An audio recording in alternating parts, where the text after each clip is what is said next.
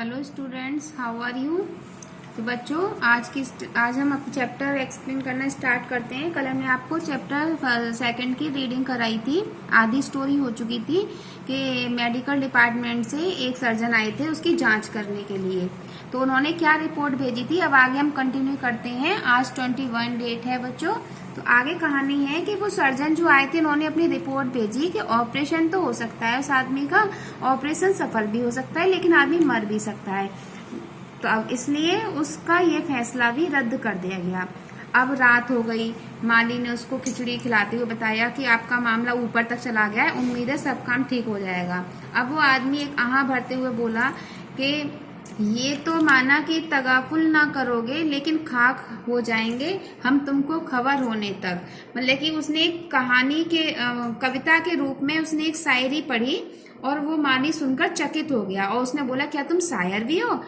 दूसरे दिन माली ने उसने बोला, हाँ मैं एक शायर हूँ। दूसरे दिन माली ने चपरासी को, चपरासी एक क्लर्क को। थोड़ी देर में यह बात चारों तरफ फैल गई और शाम होते होते सेक्रेटेरिएट के लॉन में हर तरह तरह के कवि आकर इकट्ठे हो गए और चारों लोग कवि सम्मेलन जैसी भीड़ का वातावरण हो गया। अब सेक्रेटरी तक यह बात पहुंची तो कमेटी ने फैसला किया कि यह आदमी एक कवि है, इसलिए इसका संबंध कल्चर डिपार्टमेंट से है। अब फाइल कल्चर डिपार्टमेंट के पास पहुंचा दी गई। वहां अनेक विभागों से गुजरती हुई साहित्य अकादमी के सेक्रेटरी के पास पहुंची।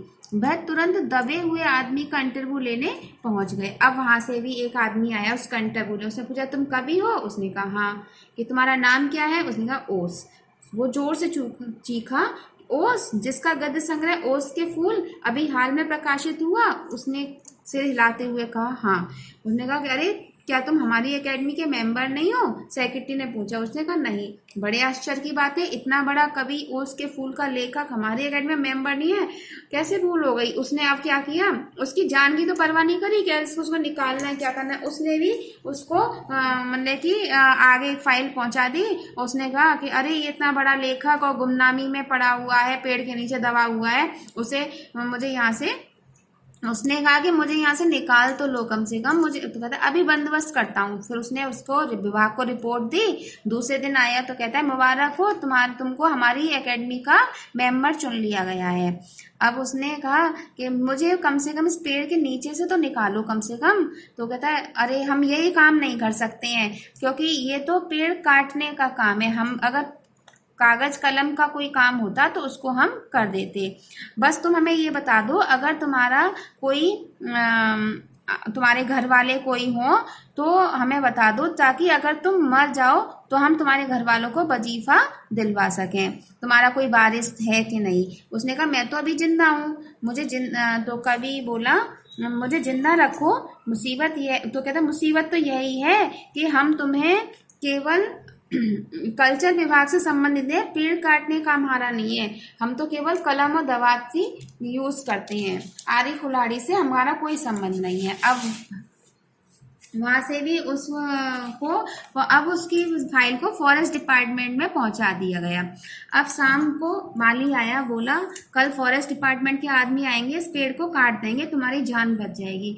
3 से 4 दिन हो गए, लेकिन किसी ने भी यह जिम्मेदारी नहीं समझी कि उस आदमी उस पेड़ के नीचे से निकाल लें। ये इसने, अब आपने देखा, अब तक यही दिखाया कि सरकारी जो कर्मचारी है किस तरीके से लापरवाही से अपना काम करते हैं। अब उस आदमी का 4 दिन हो गए, स्वास्थ्य जवाब दे चुका था। उसने कहा कि कल अगर मेरी फाइल का फैसला हो जाएगा तो कैसे भी मैं अपनी कल तक सांसों को जिंदा रखूं। अब दूसरे दिन जब फॉरेस्ट डिपार्टमेंट के आदमी आरी कुल्हाड़ी लेकर पेड़ काटने पहुंचे तो उन्हें रोक दिया गया। बोले कि कल विदेश से हुक्म आया है कि पेड़ को ना काटा जाए। अंडर सेक्रेटरी ने सुप्रीडेंट को बताया। आज सुबह प्रधानमंत्री दौरे से वापस आ गए हैं, 4 बजे विदेश विभाग इस पेड़ की फाइल उनके सामने पेश करेगा।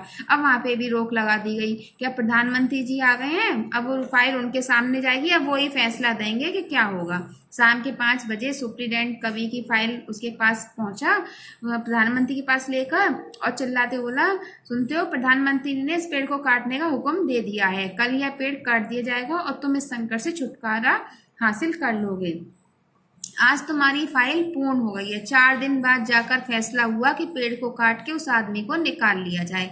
मगर अब जिस तरीके से उसकी फाइल पूरी हुई, उसकी जिंदगी की फाइल भी पूर्ण हो चुकी थी, क्योंकि 4 दिन उस पेड़ के नीचे दबे दबे वो आदमी मर चुका था, निर्जीव हो चुका था, उसके मुंह में चींटियां चल रही थी। तो इसका मतलब क्या है, वो आदमी मर गया। तो आपने देखा बच्चों कि किस तरीके से वो सरकारी कर्मचारियों ने उनकी लापरवाही से उस आदमी की मौत हो गई। अगर वो चाहते, अपनी जिम्मेदारी समझते, तो उस आदमी को तुरंत वहां से निकाल लेते, लेकिन उन्होंने, किसी ने भी जिम्मेदारी नहीं ली। तो इस तरीके से हमको इस कहानी से सीख मिलती है कि किसी की भी जान से ज्यादा कीमती जरूरी कुछ नहीं होता है। मतलब कि ये जो सरकारी काम है, कागजी काम है, तो बाद में भी हो सकती है, लेकिन सबसे पहले मुसीबत में जो आदमी फंसा हुआ है, हमें उसकी जान बचानी चाहिए, उससे ज्यादा कीमती कुछ भी नहीं है। तो बच्चों, अब आपको कहानी समझ में आ गई होगी। आपको एक बार फिर शुरू से लेके लास्ट तक इस कहानी को रीड करना है घर पे। कल फिर हम आपको एक नए वर्क के साथ मिलेंगे। तब तक के लिए धन्यवाद।